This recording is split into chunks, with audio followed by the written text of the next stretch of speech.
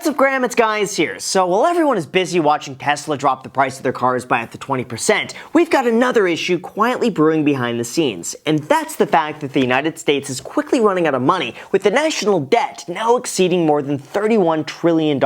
In fact, the United States only has enough funding to operate until this upcoming Thursday, January 19th. Then they'll have no other option than to resort to extraordinary measures to continue functioning, while the Treasury Secretary Janet Yellen warns that this could be the next catalyst that triggers a sudden stock market drop and impending recession. That's why we got to talk about exactly what this means, the impact that this is about to have throughout the entire market, whether or not this is actually something to worry about, and then finally, the story I know you all came for, why this man wagered $1.4 million just to win 11 grand. And lost. Although before we go into the details, if you appreciate all the information, it does help out the channel tremendously if you hit the like button or subscribe if you haven't done that already. It seriously makes such a tremendous difference, and I'll be linking to every single one of my sources down below in the pinned comment for anyone who wants to follow along. So thank you guys so much, and now with that said, let's begin. Alright, so to start, in terms of running out of money, it's first important to understand the term the debt ceiling, which is quickly becoming the latest SEO keyword for every single news organization in existence,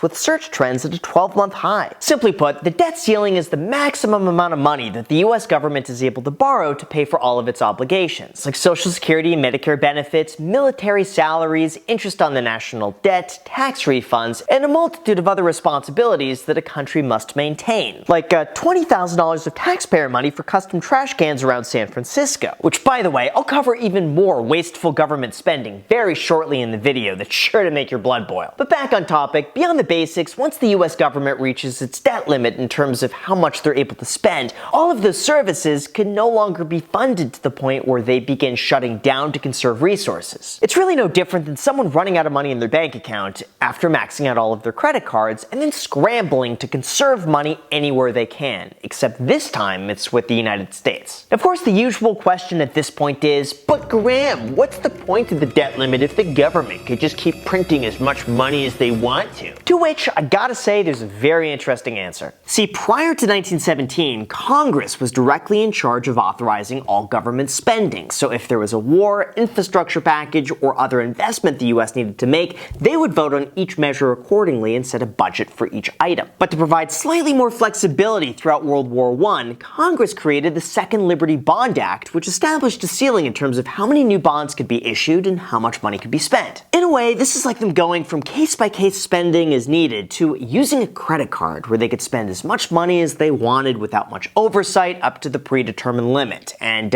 you could see where this is going. Now, of course, that also means that when a country begins working on a credit-like system, they're also given a credit score that tells other countries how likely they are to repay their debts anytime they loan money. Now, when it comes to the United States, it's almost like a person having a perfect 800 credit score and getting the best interest rates, except here the US has what's called the AAA rating, meaning they are the safest country to lend money to because they've always repaid their debts on time as agreed. This is also partly why the dollar is so strong relative to the rest of the world and why every other country holds the USD as its reserve currency. Although as good as that sounds, there is a slight problem in the fact that the government just keeps spending more and more and more money. So over time, Congress must agree to a new debt ceiling to hold us over a little bit longer until they'll have to do it again. And that, of course, brings us to today. As of now, the United States is expected to reach its debt limit this upcoming Thursday, January 19th, after it was already raised by $2.5 trillion back in December of 2021. Although what makes this time so unique is that it's not a game of money, but instead it's become a tug-of-war of politics, and it came way sooner than expected. See, even though Congress could simply vote to raise the debt limit and keep kicking the can further and further down the road until eventually your grandkids have to deal with it,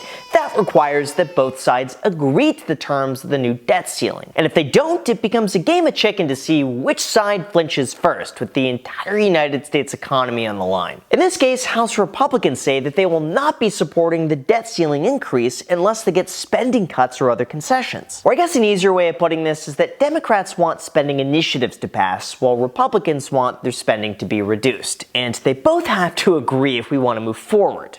You see the issue here. As the New York Times pointed out, breaching the debt limit would lead to a first-ever default for the United States, creating financial chaos in the global economy. Now, even though the US has never defaulted on their debt, in 2011, they got so close that the S&P credit reporting agency downgraded them from AAA to AA+, and several other agencies issued a negative outlook as the debt crisis continued to get worse. Following the announcement, all three stock indexes immediately plummeted 5 to 7% in a single day. Not to mention, it was so disastrous that the president of the S&P resigned shortly after, which I'll detail in my weekly newsletter down below in the description for anyone who wants to follow along to that, because it's quite interesting. Anyway, today the concern is that since the United States has the highest debt for any AAA rated nation, they run the risk of being close to another shutdown, being unable to pay off their debts as agreed, and losing their perfect credit score rating, which could cause the stock market to fall, similar to how it did in 2011. So in terms of how this is likely to impact you, your money, in the stock market, here's what you realistically need to know based on over 100 years of past data. First, it's important to realize that when the United States reaches its debt ceiling, a government shutdown isn't exactly anything new, and it's been an ongoing issue for,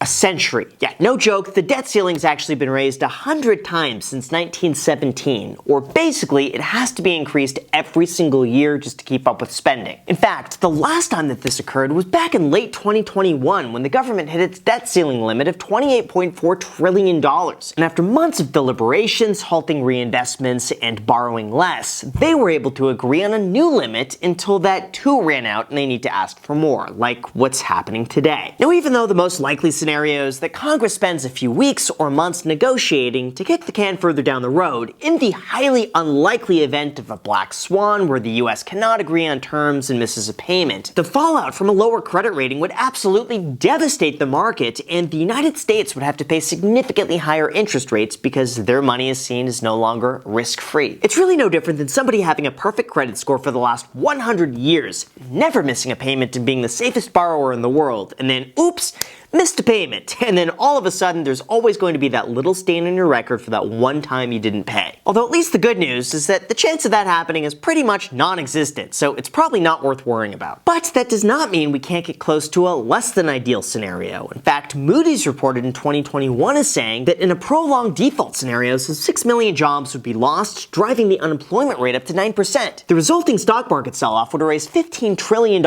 in household wealth. In the short term, interest rates would spike, and in the long term, they would never fall back to pre-default lows. So in terms of where we stand now, here's what you need to be made aware of, because this process is going to move very quickly. Well, first of all, once the United States reaches its debt ceiling, it resorts to what's called extraordinary measures to stay afloat for another few months, or basically defaulting on the national debt is going to be the last possible thing to happen. Before that, though, it starts off a lot more mild. As the Treasury explains, they'll begin by suspending state and local government borrowing, they could halt reinvestment for retirement and disability funds, they could pause reinvestments of treasuries, and they could extend this throughout foreign investments. If that sounds confusing, just think of it like instead of the United States reinvesting all the dividends it receives, it just takes all of that extra cash and then uses that to fund its expenses until it can no longer afford it. This also coincides with the government shutdown that I mentioned earlier, where the government begins shutting down essential services to conserve its resources. And surprisingly, it's a lot more common than you would expect. Like in 2020, it was said that the government faced a shutdown 21 times since 1982, and 10 of those times resulted in workers being furloughed. But what the markets really seem to care about here is the default on their debt, and that is something we really got to pay attention to. Like if we take a look back through history, the worst government standoff so far in 2011, which resulted in a lower credit rating, caused the markets to drop almost 20% in total until a resolution was drawn. Then again, from 1995 to 96, the S&P 500 dropped about 4%, 2013 saw another 6% drop, and over the last 10 years, we could see that there's typically short-term hesitation in the market until it's eventually raised, and then the stock market goes right up alongside with it. So the reality is, in the short term, investors will price in the slim chance of the government defaulting on their debt. But as you could see, realistically, that's probably never going to happen. And most likely, everything will carry on as usual, especially since we have until June to sort things out with the extraordinary measures in place. At the end of the day, though, the national debt debt is something that may eventually need to be addressed, as interest payments make up a larger and larger share of the country's expenses. But speaking of those expenses, remember how I mentioned earlier that I would mention some wasteful government spending?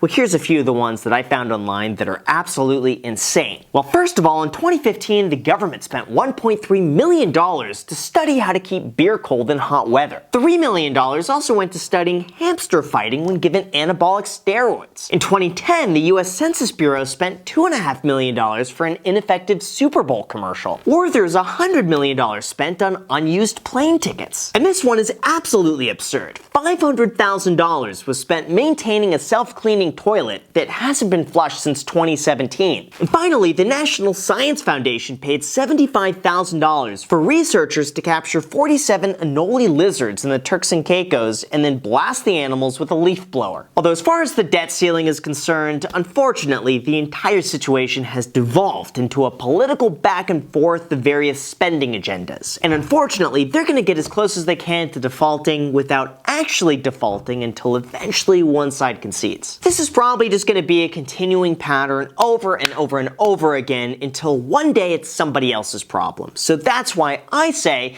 it's probably not something to worry about, but if you see it over the next few days, weeks, or months in the headlines, at least do understand exactly what it is, the repercussions at hand, what people are really doing, and how completely dysfunctional the entire system really is. So with that said, you guys, thank you so much for watching. As always, feel free to add me on Instagram, and don't forget our sponsor Public.com wants to give you a free stock that's worth all the way up to $1,000 when you use the link down below in the description with the code GRAHAM and make a deposit. Let me know what stock you get, and they're soon coming out with the ability to be able to purchase treasuries from directly within the app instead of going through the outdated treasury website, which makes it extremely easy to do. So if you're interested, feel free to sign up down below. Enjoy. Thank you so much, and until next time.